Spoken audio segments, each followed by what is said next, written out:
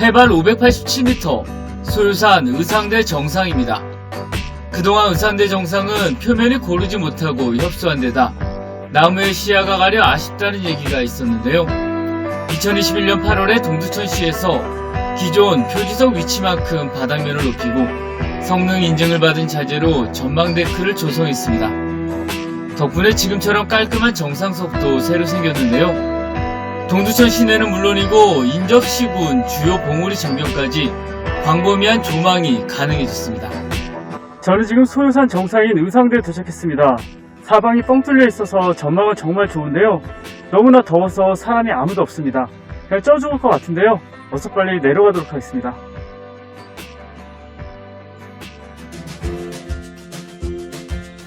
소요산은 산세가 웅장하진 않지만 뾰족뾰족한 기암괴석이 절묘하게 봉우리를 이루기에 경관이 좋습니다. 봄에는 진달래와 철쭉이 피고 가을에는 단풍이 정말 멋지다고 하는데요. 한여름에는 등산로 입구를 따라 흐르는 계곡물에 사람들이 많이 모입니다. 안녕하십니까. 저는 지금 경기도 동두천에 있는 소요산에 나와 있습니다. 소요산은 아름다운 풍광으로 경기도의 소금강으로 불리는데요. 귀한 개석의 바위 능선과 맑고 깨끗한 계곡, 시원한 폭포까지 어우러져 작은 금강산으로 부르는 경우도 많습니다. 제가 좋아하는 선배님은 전국에 있는 거의 모든 산을 다 가봤는데 하나를 꼽는다면 소요산이 제일 멋졌다고 하는데요. 얼마나 멋진지 제가 한번 지금부터 올라가 보겠습니다. 아침 9시 반인데 벌써부터 계곡에 나와 있는 분들이 계셨습니다. 계곡물을 가까이에서 들여다보니 정말 깨끗했는데요. 좀 더 올라가니 입장료를 내는 곳이 있었습니다. 문화재 관람료 2,000원을 내고 씩씩하게 들어갔습니다. 좀 더 올라가니 본격적인 등산로가 나왔습니다. 그런데 시작점에서 잠시 옆을 보니 원효폭포와 원효굴이 바로 옆이었습니다. 안 보면 아쉽겠다 싶어서 잠시 들렀는데요. 세어보니 30걸음밖에 안 걸렸습니다. 시원한 폭포를 바라보다 등산로에 올라섰습니다. 왼쪽과 오른쪽으로 갈리는데 저는 애초에 생각한 대로 왼쪽 108계단 쪽으로 차분하게 올라갔습니다. 원효대사가 지친 심신을 달래던 원효대를 지나 자지암 쪽으로 올라갔습니다. 곳곳에 수행 중이라는 팻말이 많았는데요. 길 양옆으로 좋은 글귀가 적혀 있었습니다. 하나하나 들여다보면서 천천히 올라갔는데 가슴에 콕 박히는 문장도 있었습니다. 자지암으로 올라가는데 길다란 스피커에서 스님의 목소리가 들렸습니다. 자지암에서 말씀하시는 게 실시간으로 들리는 것 같았는데요. 마음이 평안해졌습니다. 이 세상에 필요 없는 것은 하나도 없어. 찾아보세요. 내 눈에 띄는 것, 내 귀에 들리는 것, 내가 느끼는 모든 감각을 동원해서 이거는 없어도 된다는 거 하나만 찾아봐. 여러분이 싫어하는 똥도 필요한 것이고 그것이 없으면 우주가 존재하지 않아. 자지암을 잠시 구경한 후 다시 산행에 나섰습니다. 약수물을 마시는 곳이 있어 잠시 저도 먹어봤는데요.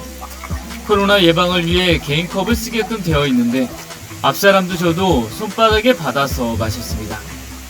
네, 제 뒤로 보이는 것이 자지암인데요. 저는 자지암에서 약수를 한 모금 마시고 다시 산행을 이어가고 있습니다. 스님이 말씀하시는 것이 스피커를 통해 실시간으로 나오는 것이 신기했는데요. 세상에 있는 모든 것은 소중하지 않은 것이 없다는 말씀도 오랫동안 기억에 남을 것 같습니다. 사실 자지암까지는 산책하는 기분이었습니다. 경사가 심하지도 않았고 물소리까지 들리니 소풍 가는 기분도 들었는데요. 하지만 약수물을 먹은 후 이어진 계단길은 많이 힘들었습니다. 계단을 좀 올라가면 돌이 많은 흙길이 나왔는데 날카로운 돌멩이가 많아 조심스럽게 올라갔습니다. 네, 난간이 있어서 좀 위험한 것도 있는데 보시는 것처럼 밧줄로 이렇게 잘 막아져 있어서 크게 길만 등산로만 벗어나지 않으면 위험해진 것 같진 않습니다. 너무 더운 날이라 그런지 정말 힘들었습니다. 알고 보니 이곳이 소요산의 깔딱고기였는데요. 한여름 폭염과 어우러져 온몸이 땀으로 젖었습니다. 지금 계단이 계속 이어지고 있는데 나무 계단에서 흙계단으로 바뀌기만 할 뿐 계속해서 계단이 이어지고 있습니다. 생각보다 쉽지 않은 것 같아요. 아침을 바나나 하나 먹고 왔는데 밥심이 부족한지 많이 힘들어요. 땀이 지금 완전히 젖었어요. 그런데 무엇보다 힘들었던 것은 차가운 얼음물이 없다는 것이었습니다. 소유산역에서 나오면서 물을 3개 샀는데 벌써 미지근해진 겁니다. 여름에 산에 갈 때는 얼음물을 꼭 함께 챙겨야 한다는 사실을 확실하게 깨달았습니다. 저는 지금 하 배군대에 도착했습니다. 자제하면서 650m를 계속 계단으로 쭉 올라왔는데요.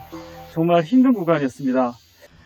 하배군대에 오르고 나서 팻말을 살폈습니다. 자제함부터 650m를 걸어온 것인데요. 이 중 500m 이상은 계단이었던 것 같습니다.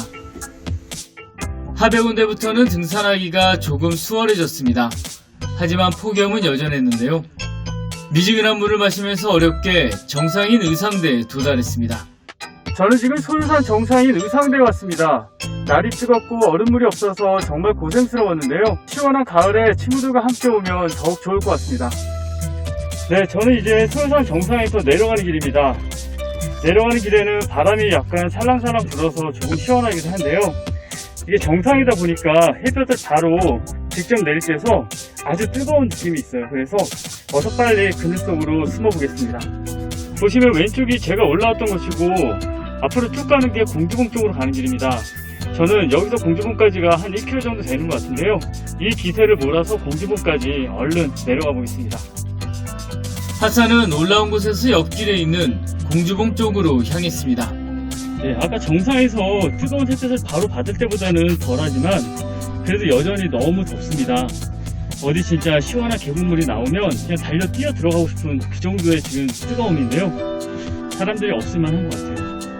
그러니까 여름에 산을 가자고 하니까 친구들이 무슨 여름에 가냐고 힘들다고 다들 거절을 했었는데 저는 나름 한 달에 하나씩 한 달에 100대 명산 하나씩은 가야지 목표를 정했기 때문에 오늘 왔는데 이게 아침도 아닌 것 같아요.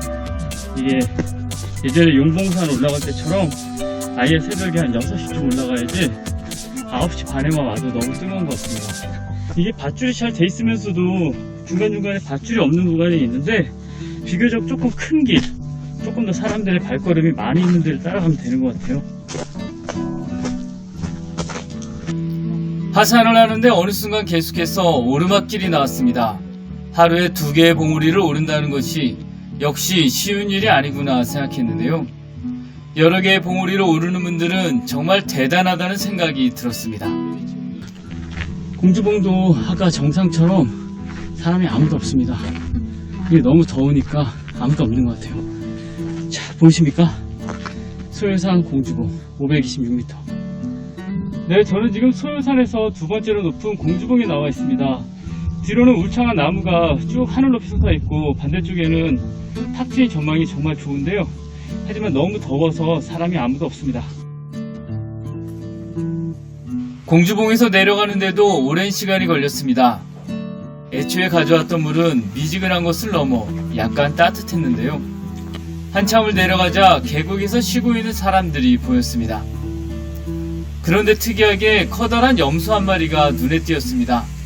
사람이 있어도 도망가기는커녕 오히려 사람을 잘 따르는 것처럼 보였는데요. 벌써 몇 달째 이곳에서 살고 있는 염소였습니다. 산에서 그냥 크는 거예요?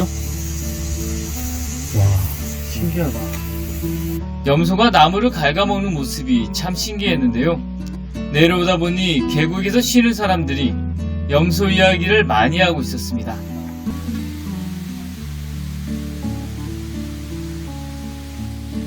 저는 오늘 백대명산으로 꼽히는 소유산에 올라갔다 왔습니다. 맑고 깨끗한 계곡부터 시원한 폭포와 탁 트인 전망까지 정말 멋있었는데요. 여러분도 꼭 와보시기 바랍니다. 그럼 다음번에 또 좋은 산으로 찾아뵙겠습니다. 감사합니다.